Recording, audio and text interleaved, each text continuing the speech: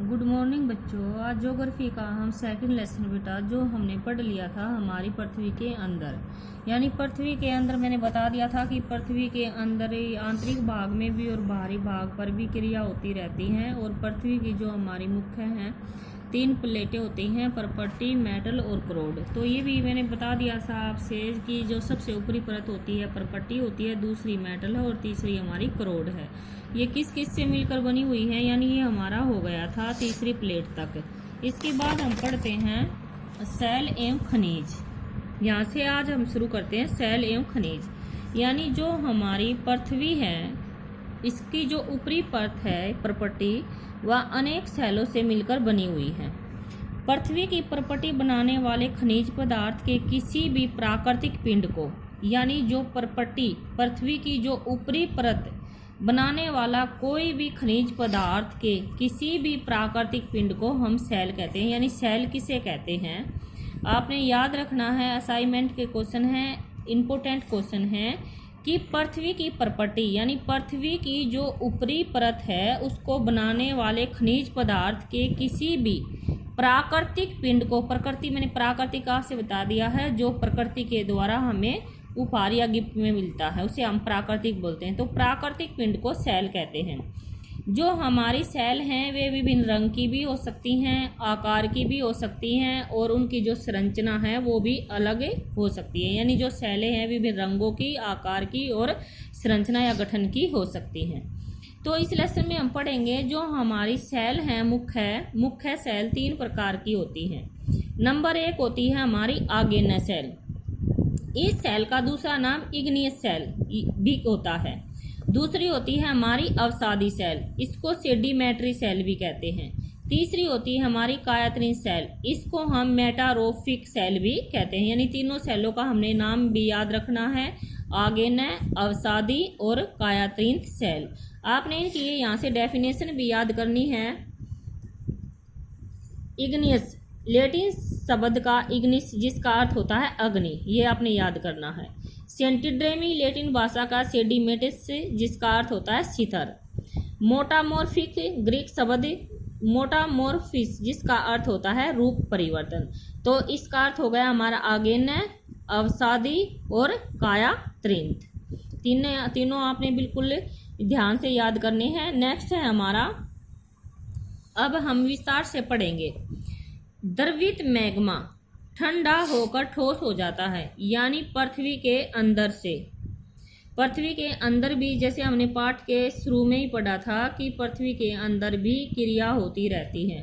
तो पृथ्वी के अंदर ताप और दाब अधिक मात्रा में होने के कारण पृथ्वी के अंदर से लावा निकलने लगता है और लावा ठंडा होकर ठोस यानी कठोर हो जाता है।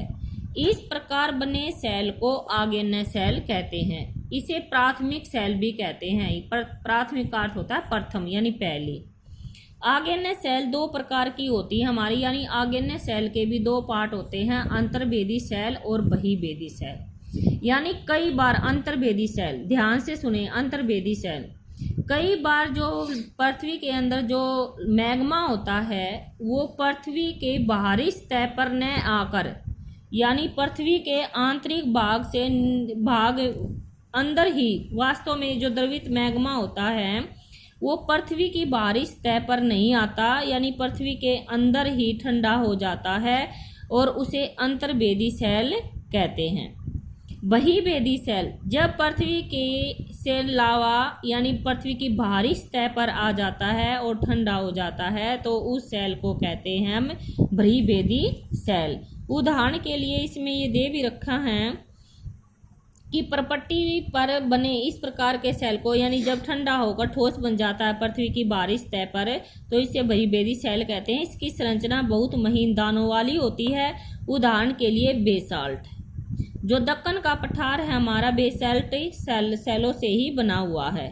इसके बाद ये मैंने आगेन्य का अंतर्भेदी का आपसे बता ही दिया था कि जब अंदर की गहराई यानी पृथ्वी के अंदर ही जो लावा होता है वो ठंडा हो जाता है तो इससे अंतर्भेदी सेल का निर्माण होता है।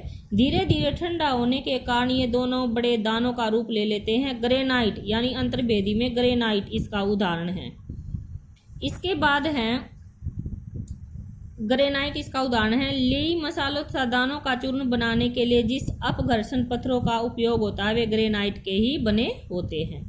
सैल लुढ़क कर, चटक कर तथा एक दूसरे से टकराकर छोटे छोटे टुकड़ों में टूट जाती है।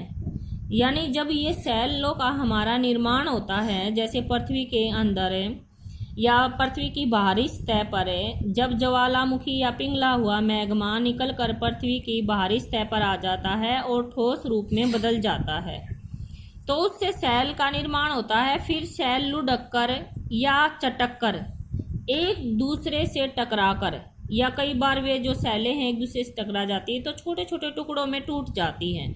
जब ये सैलें इस प्रकार छोटे छोटे टुकड़ों में टूट जाती हैं तो उससे अवसाद का निर्माण होता है, और ये अवसाद हवा, जल आदि के द्वारा, यानी जो टुकड़े हैं हमारे सैलों के, इनको अवसाद बोलते हैं। और जो ये टुकड़े होते हैं कई बार ये हवा और जल के कारण एक स्थान से दूसरे स्थान पर जाकर जमा हो जाते हैं, और जमा होने के कारण अवसाद ये अदृढ़ अवसाद दबकर एवं कठोर होकर सैल में परिवर्तित हो जाते हैं, जिसे हम अवसादी सैल कहते हैं। यानी जो हमारी आग्नेय सैल होती है, यानी पृथ्वी के अंदर से जो मैग्मा निकलता है और बाहरी सतह पर आकर ठोस रूप धारण कर लेता है। ठोस रूप में वो कभी तो एक स्थान से दूसरे स्थान पर लुढ़क जाता है, कभी वो चटक जाता है, कभी वो एक दूसरे से टकराकर छोटे छोटे टुकड़ों में बट जाता है। तो जब इस प्रकार सैल छोटे छोटे टुकड़ों में बट जाती है तो छोटे टुकड़ों को ही अवसाद कहते हैं। तो फिर ये अवसाद यानी पानी के कारण या हवा के कारण एक स्थान से दूसरे स्थान पर पहुंच जाते हैं, और पहुंचने के कारण ये अवसाद दब कर एवं कठोर होकर सैल में परिवर्तित हो जाते हैं। जब ये सैल में परिवर्तित होते हैं तो इससे हमारी अवसादी सैल का निर्माण होता है। उदाहरण के लिए जो बलुआ पत्थर है रेत के दानों से ही बनता है। इन सैलों में पौधों, जानवरों एवं अन्य सूक्ष्म जीवाणुओं जो कभी इन सैलों पर रहे हैं के जीवाश्म भी हो सकते हैं। इसके बाद आता है हमारा आग्नेय एवं अवसादी सैल। यानी जब आग्नेय मैंने बताया है जो हमारी प्रथम सैल होती है, यानी सबसे पहले जब पृथ्वी के अंदर से मैग्मा निकलता है तो वो होता है आग्नेय सैल। अवसादी सैल जैसे आपने अभी पढ़ा है कि वो अवसाद जो होते हैं वो दब कर एवं कठोर होकर सैल में परिवर्तित हो जाते हैं। तो जब हमारी आग्नेय सैल पर और अवसादी सैल पर उच्च ताप और दाब के कारण, यानी जब ताप की मात्रा बहुत अधिक हो जाती है और दबाव अधिक हो जाता है तो वे जो आग्नेय और अवसादी सैल हैं हमारी कायात्रिंत सैल में परिवर्तित हो जाती है। उदाहरण के लिए चिकनी मिट्टी स्लेट में, चूना पत्थर संगमरमर में, इसे कहते हैं हमें कायात्रिंत सैल। नेक्स्ट पढ़ेंगे हम कल।